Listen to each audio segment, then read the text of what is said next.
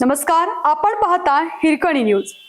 Hirkani news प्रत्येक क्षण ताज्या घडामोडी आणि महत्त्वाच्या प्रत्येक बातमीसाठी नेहमी तत्पर. जयसिंगपूर रेल्वे फाटकावरील गोंधळ, नागरिकांच्या सुरक्षेला धोका, कर्मचाऱ्यावर कारवाईची मागणी.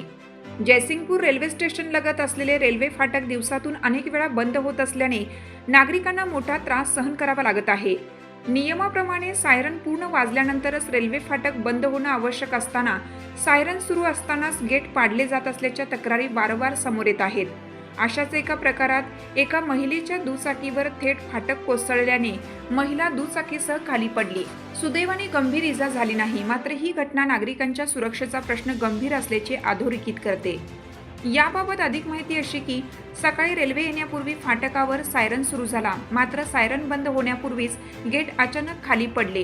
याच वेळी एक महिला मोपेडवरून फाटक ओलांडत असताना तिच्या मोपेडवर गेट पडले आणि ती खाली कोसळली. याच दरम्यान अन्य 4 नागरिक आपल्या मोटरसायकलसह फाटकात अडकून राहिले होते. त्यांनी मोठ्या कष्टाने गेट खालून वाहने बाहेर काढली. या घटनेनंतर ओंकार पाटील यांच्यासह नागरिकांनी रेल्वे गेटवरील कर्मचाऱ्याला जाब विचारला असता संबंधित कर्मचाऱ्याने आरेरावीची भाषा वापरत तुमच्यावर गुन्हा दाखल करतो अशी धमकी दिली. यासोबतच त्याने नागरिकांशी शिवीगाळही केली. नागरिकांनी यापूर्वीही अशा चुका वारंवार होत असल्याचे, त्यामुळे वाहने अडकत असल्याचे आणि जीवितास धोका निर्माण होत असल्याचे निदर्शनास आणून दिले.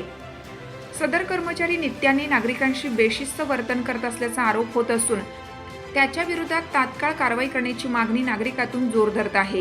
या संपूर्ण प्रकाराचा व्हिडिओ सोशल मीडियावर व्हायरल झाला असून रेल्वे प्रशासनाने या घटनेची गंभीर दखल घ्यावी अशी अपेक्षा व्यक्त केली जात आहे. आपल्या हिरकणी न्यूज चॅनलला लाईक करा, शेअर करा आणि सबस्क्राईब करायला विसरू नका आणि रहा अपडेट.